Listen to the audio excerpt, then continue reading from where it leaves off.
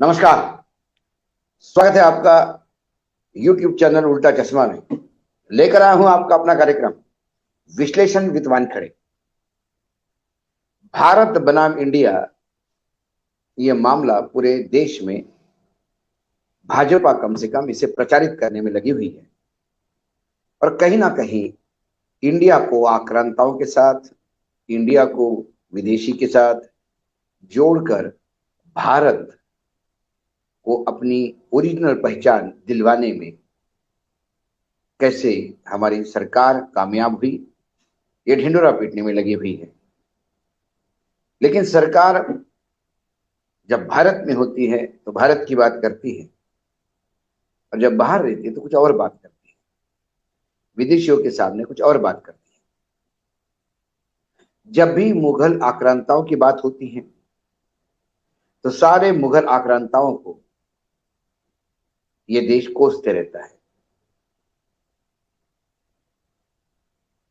जब मुगलों से लड़ने वाले, चाहे छत्रपति शिवाजी महाराज हो या महाराणा प्रताप हो, उससे संबंध जोड़ने के लिए महाराणा प्रताप के चेतक घोड़े की मां भी गुजरात से आई थी।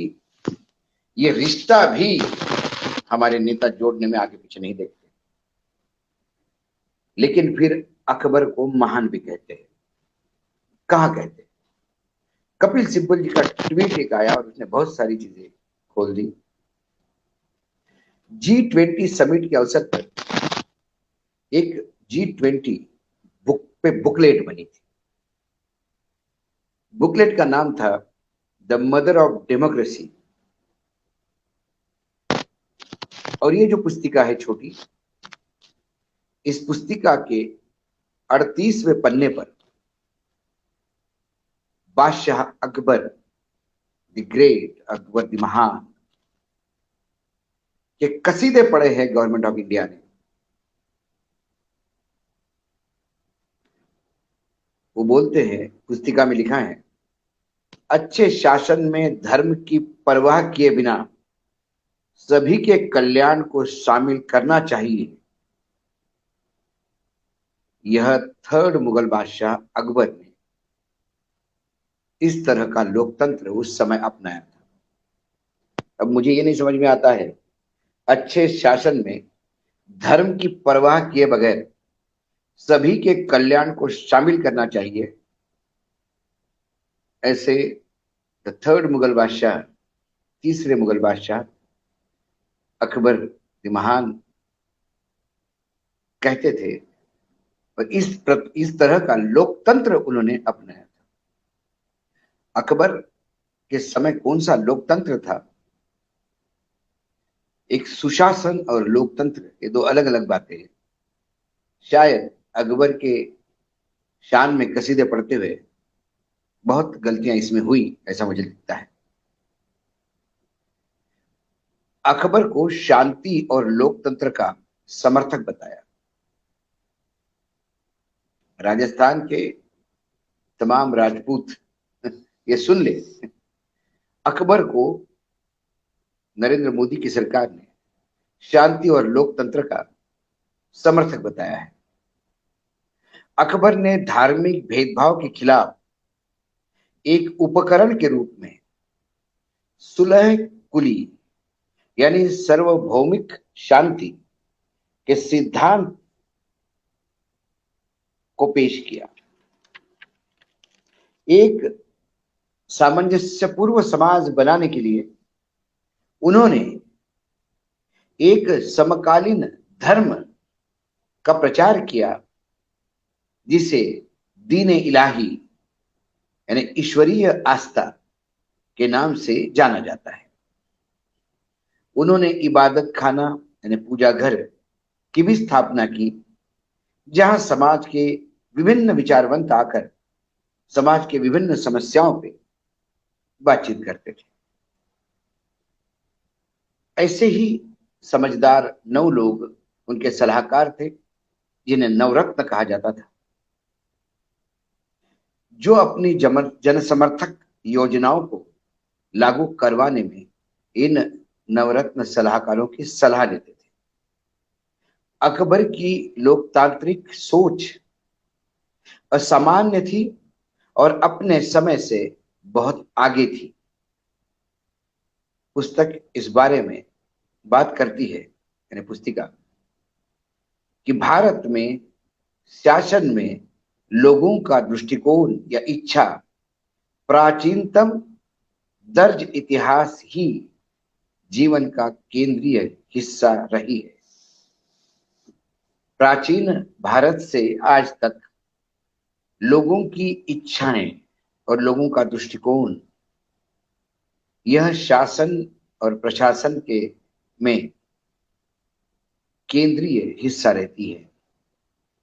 ये जब पुस्तिका के अंश कुछ मैंने आपके सामने रखे, ये जब मैं पढ़ता हूं तो मुझे समझ में नहीं आता कि लोग इतने चेहरे पे कई चेहरे लगा लेते हैं। नरेंद्र मोदी जी का 2014 का एक भाषण है, उसमें वो कहते हैं कि एक चेहरे, उनको एक गाना याद आता है, एक चेहरे पे कई चेहरे लगा लेते हैं लोग। आज मुझे ये पुस्तिका, क्योंकि इस गवर्नमेंट ऑफ इंडिया की है तो मैं इसको प्रधानमंत्री के एंडोर्समेंट से ही मानता हूं। कितने चेहरे हैं, एक मुखौटा ये है, एक चेहरा कब्रिस्तान शमशान का है, एक चेहरा बजरंग बली का नाम लेकर बटन दबाने वाला है, एक चेहरा 80 बनाम 20% का है। कितने चेहरे हैं। वो कहते हैं कि प्राचीनतम समय से लोगों की आकांक्षाएं और इच्छा का आदर करते हुए ही सरकार और प्रशासन चल रहा था। वो कहते हैं कि अकबर ने इबादत खाने, पूजा घर बनाए जहां विचारवंत विचार करते थे। हमारे यहां भी पार्लियामेंट बनी है, लेकिन उस पार्लियामेंट में सेशन में क्या होने जा रहा है इसके बारे में जानकारी तक विपक्ष को नहीं दी जाती। तो हम मुगल काल से भी कितने पीछे हैं। और यदि ये पुस्तिका मुगल काल को, अकबर के काल को रेखांकित करती है, और यदि ये सही है, तो फिर वर्तमान में हम उनसे भी गए गुजरे हैं, क्योंकि यहाँ किसी इच्छा और आकांक्षाओं की कोई पूर्ति नहीं होती, कोई उसका सम्मान नहीं होता। यहाँ सिर्फ दो लोग सोचते हैं और वही देश चलाते हैं। लोकतांत्रिक मतलब वो कहते हैं कि अकबर अपने समय से बहुत आगे थे। अकबर की लोकतांत्रिक सोच असामान्य थी और अपने समय से बहुत आगे थी। अकबर एक अच्छे सुशासन करने वाले बादशाह थे, अच्छे शासक थे, लेकिन लोकतंत्र अकबर के वहां था, इसके बारे में मुझे रिजर्वेशन है। या फिर बादशाह के सुशासन को ही वर्तमान सरकार लोकतंत्र मानती हो, तो फिर यकीनन ये अपने आप को अकबर बादशाह समझते हैं, और ये जो शासन चला रहे हैं एक सामंत की तरह, उसे शायद ये लोकतंत्र कह रहे हैं। क्यों? कि उनकी लोकतंत्र की जो परिभाषा है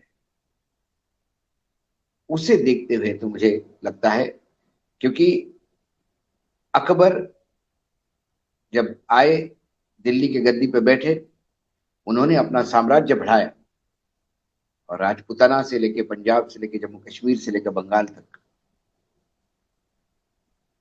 कोई प्यार मोहब्बत से लोग जोड़े नहीं थे।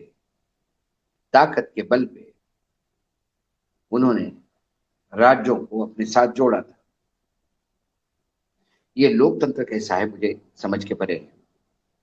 हाँ, धार्मिक भावनाओं में बाकी मुगलों के बादशाहों जैसे संकुचित विचार के नहीं थे, वो खुले दिल के थे। इसीलिए उन्होंने दिने इलाही की स्थापना की थी।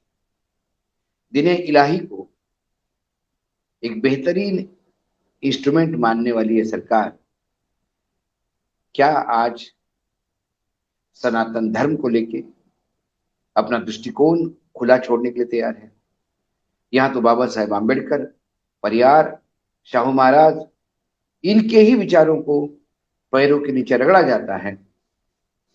उनके विचारों को इंडोर्स करने वालों के सर काटने के लिए बोले जाते हैं। यहां कौन क्या खाएगा, कैसा खाएगा, क्या पहनेगा, इस पे पुलिसिंग होती है। लेकिन G20 के तमाम मेहमानों के लिए, विदेशी मेहमानों के लिए अकबर महान है। जैसे ही G20 के मेहमान फुर हो गए, फिर अकबर और मुगल, इनकी इस देश में कोई जगह नहीं, क्योंकि वो आक्रांता थे। सही प्रधानमंत्री जी को गाना याद आ रहा था जब वो चुनाव लड़ रहे थे 2014 में, एक चेहरे पे कई चेहरे लगा लेते हैं। वो गाना उन्हें इतना पसंद है कि उस गाने का अनुकरण वो अपने जीवन में भी करते हैं। कम से कम इस बुकलेट के इस अध्याय से तो इतना पता पड़ता है। आज इतना ही, फिर आता हूं किसी विषय के साथ। तब तक के लिए नमस्कार। देखते रहिएगा यूट्यूब चैनल उल्टा चश्मा।